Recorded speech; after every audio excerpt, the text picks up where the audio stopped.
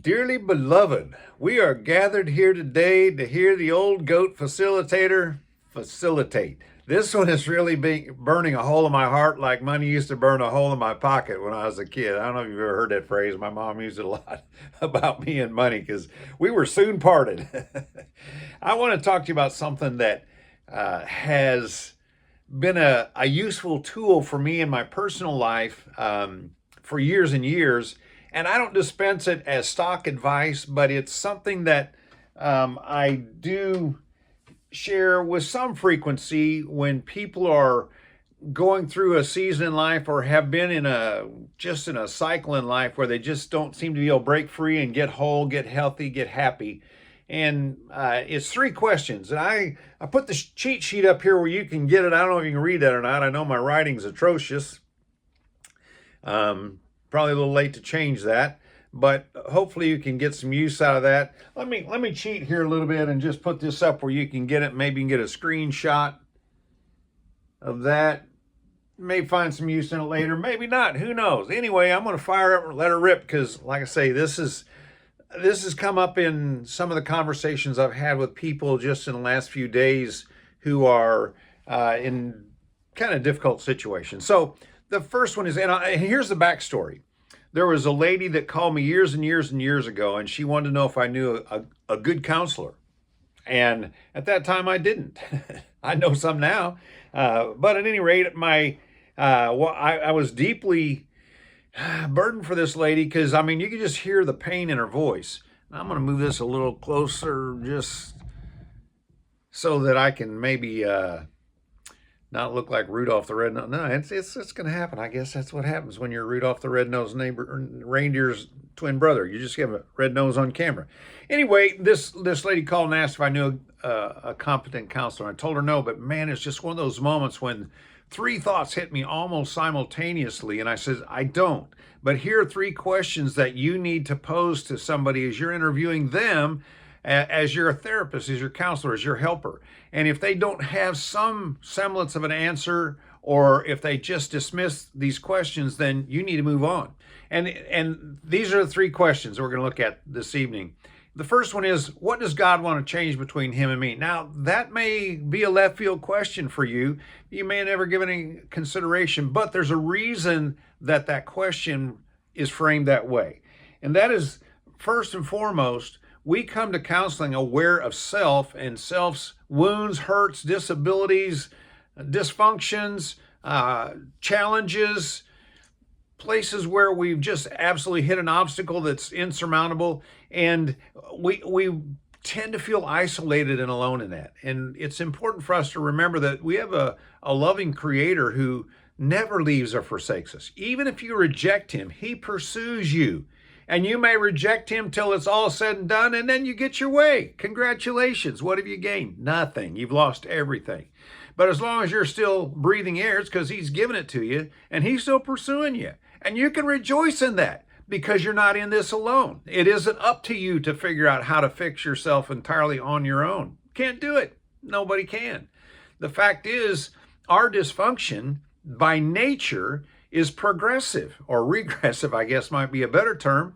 But the good news is God doesn't ask us to fix ourselves and then come to him. He comes to us and says, hey, let me walk with you and you'll grow. And the more you look at me, the more you'll be transformed into my image, and the more you'll become of what you're originally intended and created to be. So that first question then starts with, what does God want to change between him and me? I'm going to move on, and I'll give you the cheat sheet answers here in a little while. What does God want to change about my situation?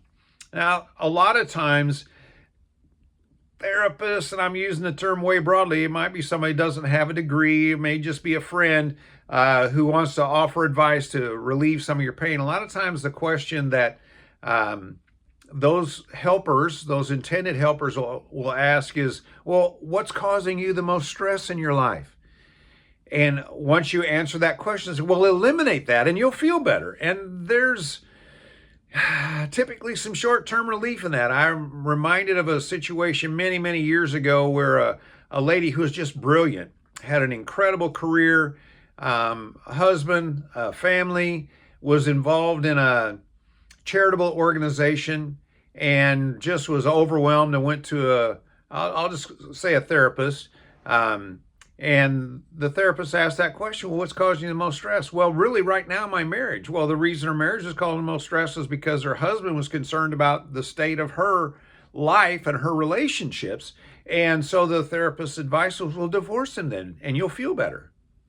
Well, I've had the occasion to see this lady more than once over the years, and she came to the realization that was not the answer she needed. So the question isn't what will give me the most immediate short-term relief, but what does God want to change about my circumstances? And then the third question is, what does God want to change about my past? Change about my past? You can't go back and rewrite history. Maybe. You can't rewrite the details of the experience, but you can rewrite the outcome. And that's the good news. The reason I want to share this is because sometimes people get trapped in a loop. And I'm not against therapists. I'll just go ahead and tell you, my oldest son is a doctor of psychology, and he's my counselor. Not formally. I couldn't afford him probably.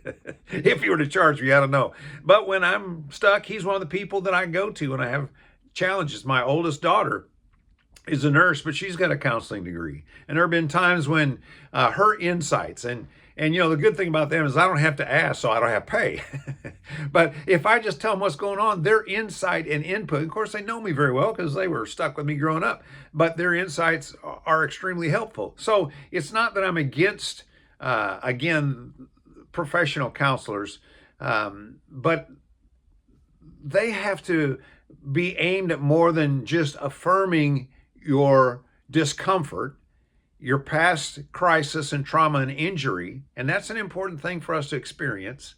But we also need to experience acceptance and empathy and understanding, real understanding, not just, oh, okay, I see, but somebody who has a sense of what it is you're describing. And to know that you've been heard that way has a powerful therapeutic effect in and of itself. But anyway, let's go back to these three questions. So I got a cheat sheet answer for all three of these. And again, I see this as good news because it tends to infuse hope where people feel hopeless. I'm going to recommend a lady who has a YouTube channel. Don't know her well, probably have only seen maybe a half a dozen of her videos, hadn't seen one in quite some time. But one popped up last night, about 27 minutes long, about the 30 years she spent in therapy and how that the answers she found for her life and her trauma really was outside the therapeutic context. Her name is Anna Runkle. Her YouTube channel, and I don't get paid for this, but I want to pass on what I find insightful. Her YouTube channel is called The Crappy Childhood Fairy. And this particular video is 27 minutes long, and I've listened to it 3 times the last 18 hours, maybe 20 hours now. So I'd recommend that to you. But anyway, back to these 3 questions. What does God want to change between him and me? He wants you to see him bigger. Now, why is that important? Well, because he's got an ego that needs... No, it doesn't. God doesn't have the ego like you and me. He's supreme and he knows it. He doesn't have to prove it to anybody. What he needs is for these creatures, these broken, confused, dysfunctional creatures, in other words, me and you, that he loves and desperately cares for and has paid a great price to redeem and restore and to establish. He needs for them to see how big he is, how grand his plan is, how intimate and yet infinite his detailed plan is for our lives. And when we see him bigger, the hopelessness, the depression that feels like absolute paralysis begins to weaken. I've had chronic depression a long time ago before I knew Jesus as my Savior, before I knew him as a person. That's what you need to know. He's not just some religious figure to me. He's a person who has walked with me and given me comfort. And he lifted me out of that depression because he began to give me hope. My life isn't fixed yet, but it's better than it was. I rejoice in life now. There was a time when I rued the fact. I regretted the fact that I was alive. Not so much anymore. In fact, not at all. So God wants you to see him bigger. So again, question number 1, what does God want to change between him and me? He wants you to see him bigger because he's got plans for you. And they may, they do extend into eternity. And it may be not until you step through the door into eternity that some of these things are going to go away. Accept that. But also believe and have hope in the expectation that he can work in such a way that you can have what the Bible calls peace that passes understanding, even about those things that still are painful. And to use a buzzword that I'm only semi-comfortable with, even those things that trigger you, those can become reminders of how big he is because he's at work. He let those things into your life that you're still carrying around like mountains on your back. Not to destroy you, but because he wanted to use you. That's my story. I don't want to go through what I went through as a little kid and some of the things that have been hard things as an adult, even into the present. And yet I know that those are the very things that equip me and drive me, compel me to reach out to other people that are in need. So, question number one, what does God want to change between him and me? See God bigger. Question number two, what does God want to change about my circumstance? Well, first of all, priorities. This lady that I mentioned, Anna Runkle, said that one of the problems she had in therapy was that everything was about self, and she put it this way, self with a capital S. It was all about how I respond, how I react, how I feel about everything that happens to me. And she acknowledges a lot of her healing came when she began to look beyond herself and she began to seek input and direction and a foundation, and she even talked about morality based on the fact that her morality had been based on just whatever felt good for her in the moment. And I concur with that. I comport with that. That rings a bell with me. And when I was a little kid, I knew what was right and wrong. But that was an irrelevant question. The only relevant question in my life was, what do I want or what do I need right now? And if what I need or want right now is considered beyond the rules, outside the fence, outside of what is socially or religiously or spiritually or legally acceptable to everybody else, doesn't matter. I got to do what's right for me. And the fact is, looking back, those things that I did and with that perspective were almost universally self-destructive. So what's God want to change? Well, he wants to change your priorities. And the first thing is to make him priority. And then secondly, to look beyond self and begin to make other people a priority. That doesn't mean you sacrifice yourself in helping other people, but you recognize that even where you are, there are people that God puts in your path that need you to contribute something. I still love the image of somebody that I'm reaching forward to so that they can lead me through life. Father figures, mother figures, examples, teachers, mentors, coaches, sponsors. Anna mentions those three groups: coaches, mentors, and sponsors. And while I'm enjoying being drawn forward by their example and by their compassion and their insight and their wisdom, I want to reach back and find somebody who I'm a half a step ahead and pull them along. And I get more strength from pulling them along sometimes than I do being pulled along by somebody who's ahead of me on this journey of life. So, question number two, what's God want to change between him and me? Priorities, but also practice. Find something little. I like what Jordan B. Peterson says. He says, if you want to change your world, get up in the morning and make your bed immediately. Accomplish something immediately. And that may seem like a tedious, meaningless task, but it begins to remind you, it's a discipline that begins to put some order back into your life. Because what happens in the lives of people who are stuck in their trauma, stuck with their issues, stuck in depression, is nothing has meaning. Nothing has beneficial outcomes. I need order in my life. A lot of my world is pretty chaotic, both as a heat and air and plumbing contractor, as a law enforcement officer, as a people helper. All those things entail being involved in messy situations. And my wife, God bless her, she's made a home. I would sometimes stick her in a house and I was embarrassed. Hey, we're going to have to move here because that's all we can afford right now. And incredibly, she's always been able to put order and love and personality. And she's always been able to turn even the dumpiest little houses I've drug her into, she's always been able to turn them into a home. So again, find things, and Anna references this in her video, find things where you can make a positive difference. You can make a positive change, and especially that positive change has an impact on somebody else. Now, this third question, this impossible question. What does God want to change about my past? Is he going to go back and rewrite history or erase my memory banks? No, he's not going to do that. But what he will do, if you trust him, if you really surrender to him, say, God, I'm a crappy God. Would you be my God? Would Jesus, would you be the Lord?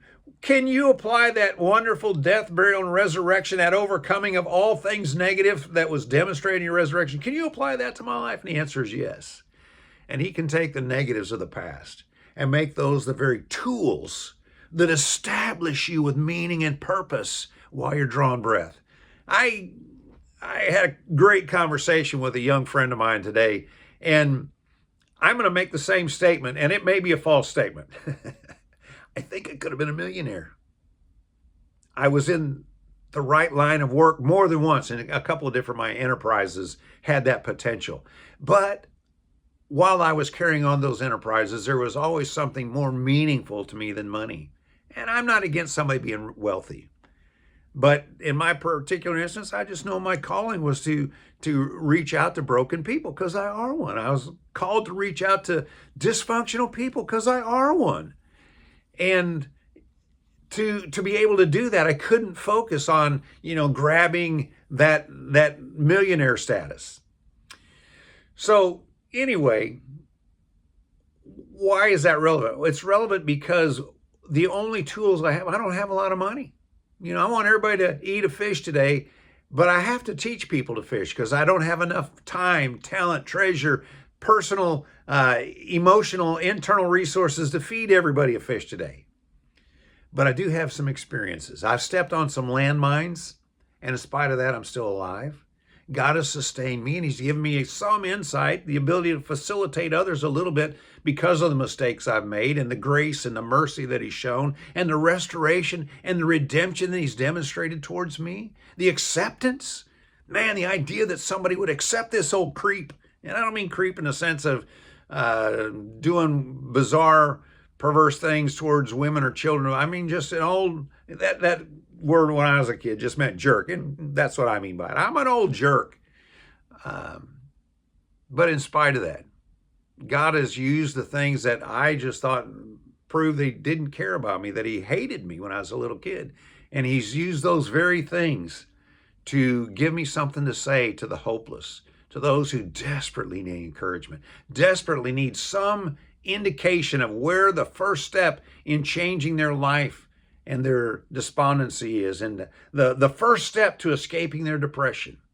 So in closing, these are my 3 questions. Again, what's God want to change between him and me? What's he want to change about my circumstances? What's he want to change about my past? Well, the cheat sheet answers. Question number 1, see God bigger. See that Jesus really is Lord. He's bigger than everything, everything. He knows where all the atoms and molecules are, and he's the one that holds things together. Even those things that you think prove that he's abandoned you. I believe that about him for a long time. What's he want to change about my circumstance? My priorities. He wants to change my practices, micro step at a time. I watch a guy from South Africa that builds rat rods, and he poses it this way, and this isn't a new idea, but his verbiage is different than I'd heard till the last year or so. He says, how does the mouse eat the elephant? One tiny little bite at a time. God wants to change your life, and that means changing your priorities. It's not about self. It's about him, it's about others, and self gets to go along for a really good ride when we look at life that way. What's he want to change about the past? He wants to turn the negatives into positive, the very garbage into gold, the trash into treasure. And yes, those are cliche, but they have weight and truth. I hope this lands with you, man. I hope it tickles somebody's heart. I don't want to promote these videos because I'm important. I'm doing these videos because I was really convinced that if I can say something that rings one bell, or touches one heart, it's worthwhile. And I would just encourage you to at least ask the question, is it possible that this something here can feed somebody that I know of that's hurting? Somebody who seems to be stuck in life.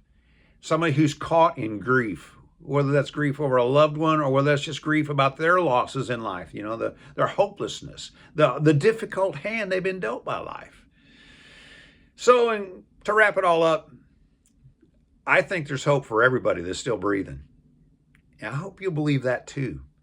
And if you don't know where to start with these questions. Ask, and ask God to give you the answers to these questions and apply them to you. I wish you well.